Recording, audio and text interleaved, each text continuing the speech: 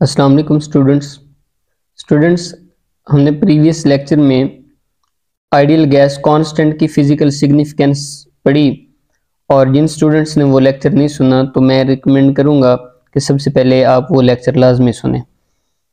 Are की जो value है अगर आप वो फाइंड आउट करना चाहते हैं तो वो दरअसल यहाँ पर इक्वेशन में pressure, volume, number of moles और दूसरा टेम्परेचर है।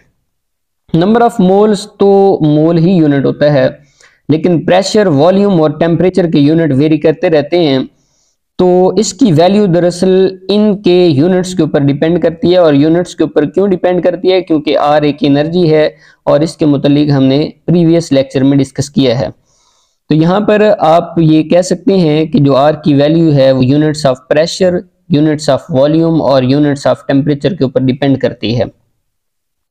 और अगर आप इस वैल्यू को कैलकुलेट करना चाहते हैं तो सिंपली आपको एवोगैड्रोस प्रिंसिपल लाना चाहिए। आप उसी से ही दरअसल आर की वैल्यू को फाइंड आउट कर सकते हैं। हमने प्रीवियस लेक्चर में पढ़ा हुआ है कि एवोगैड्रोस प्रिंसिपल हमें ये कहता है कि अगर आप 1 मोल ऑफ गैस लेते हैं, और याद रहे कि गैस यहाँ पर आइडियल गैस लेनी है, जब आप 1 मोल ऑफ गैस लेते हैं स्टैंडर्ड टेम्परेचर और प्रेशर के ऊपर, यहाँ पर इसको एब्रीवेट किया गया है, एस से मुराद स्टैंडर्ड है और टी से मुराद टेम्परेचर है और यहाँ पर पी से मुराद प्रेशर है।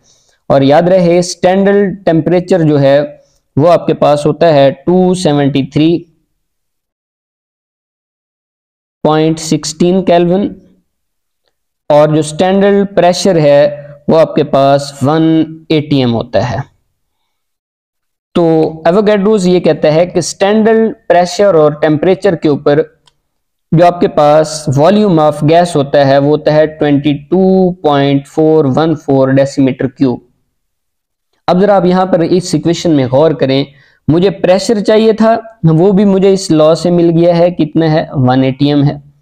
और दूसरा मुझे यहाँ पर वॉल्यूम चाहिए था, वो भी मुझे यहाँ से इस लॉ से मिल गया है, वॉल्यूम यहाँ पर 22.414 है।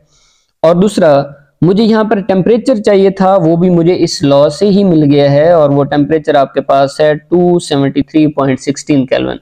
तो आप ये सारी वैल्यूज यहाँ पर, और दूसरा नंबर ऑफ मोल आप अगर यहाँ पर गौर करें तो ये नंबर ऑफ मोल्स भी इसी एक ही स्टेटमेंट में दिया हुआ है और वो 1 मोल है।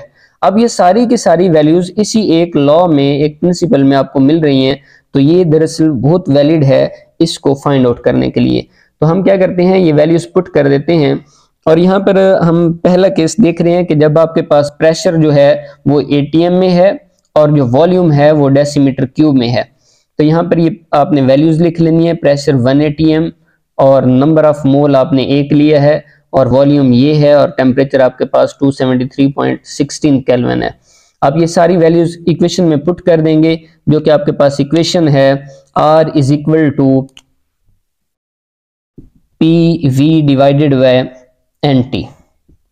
अब यहाँ पर P की जगह पर क्या हो जाएगा, 1 atm हो जाएगा और V की जगह पे 22.414 डेसीमीटर क्यूब हो जाएगा और N की जगह पे 1 मोल होगा और T की जगह पे हम 273.16 केल्विन दे देंगे।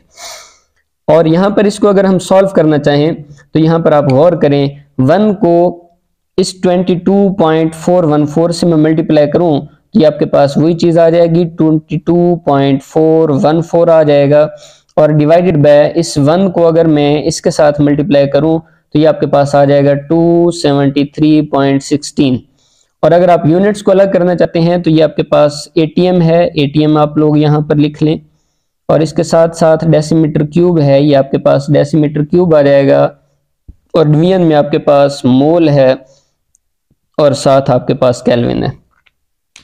जब आप लोग इस चीज को सॉल्व करेंगे तो ये आपके पास वैल्यू आ जाएगी 0.0821 और यहाँ पर ये आपके पास atm है, atm, दूसरा आपके पास डेसीमीटर क्यूब है। ये मोल जब हम ऊपर न्यूमरेटर में ले जाएंगे तो मोल इनवर्स हो जाएगा और दूसरा केल्विन इनवर्स हो जाएगा।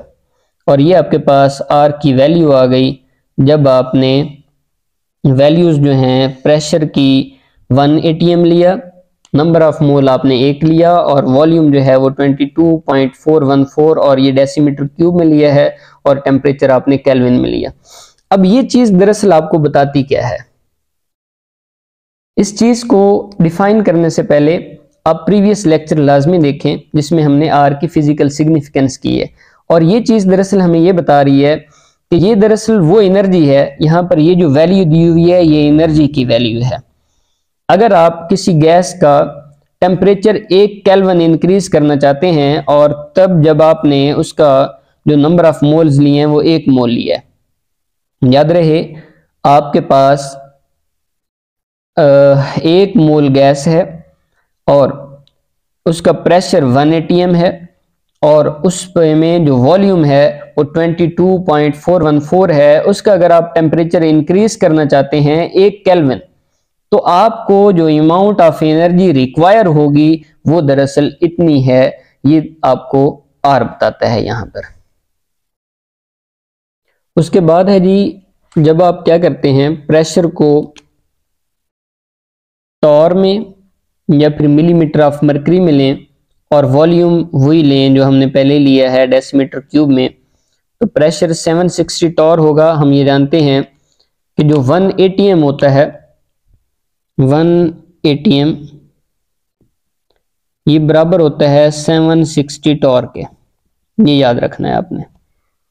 तो यहां पर आप पुट करेंगे, क्योंकि टॉर में चेंज कर रहे हैं तो यहां पर आपके पास आ जाएगा प्रेशर जो है वो 760 टॉर हो जाएगा, 1 atm की जगह पे पुट करें। एन जो है ये 1 मोल होगा, वॉल्यूम वही सेम एज इट इज हम लेंगे और टेम्परेचर भी वही लेंगे। यहाँ पर वैल्यूज पुट करेंगे 760 टॉर और वॉल्यूम की वैल्यू ये भी पुट करेंगे, और ये जब पुट कर लेंगे तो आपके पास आपने मल्टीप्लाई करना है इसको, और ये आपके पास टोटल जो वैल्यू बन जाएगी, इसको पहले मल्टीप्लाई कर लें इसके साथ और इसको 1 को मल्टीप्लाई कर लें इसके साथ, तो ये आपके पास बन जाएगा टोटल जो बनेगा 62.4, और यहाँ पर ये टॉर है और ये डेसीमीटर क्यूब है। तो यहाँ पर आप लोग लिख लें पहले डेसीमीटर क्यूब और ये टॉर बाद में लिख लें टॉर, और ये मोल जब ऊपर जाएगा तो मोल इनवर्स हो जाएगा, और केल्विन जब ऊपर ले जाएंगे तो ये केल्विन भी इनवर्स हो जाएगा। अब एक आपके पास ये यूनिट बनते हैं, और दूसरा ये है कि आपके पास जो 1 टॉर होता है, जो 1 टॉर है ये इक्वल होता है 1 मिलीमीटर ऑफ मरकरी के। और यहां पर जरा गौर करें तो मैंने 1 atm 760 टॉर लिया है। जब ये 760 टॉर है तो मतलब ये हुआ कि 760 ही मिलीमीटर ऑफ मरकरी बनेंगे, तो सेम आंसर यही होगा, जो वैल्यू होगी वो यही रहेगी। अगर मैं इस टॉर को मिलीमीटर ऑफ मरकरी में कन्वर्ट करना चाहूं तो ये आपके पास एक नया यूनिट बन जाएगा, R is equal to 62.4 decimetre cube हो जाएगा, और यहां पर टॉर की जगह पे आ जाएगा मिलीमीटर ऑफ मरकरी, और दूसरा आपके पास आ जाएगा मोल इनवर्स और केल्विन इनवर्स हो जाएगा। यहां पर ये केल्विन इनवर्स। अब R की आपके पास एक वैल्यू ये वाली बन गई और दूसरी आपके पास R की वैल्यू ये बन गई, और एक हमने पहले फाइंड आउट की है, ये आपने याद रखनी है।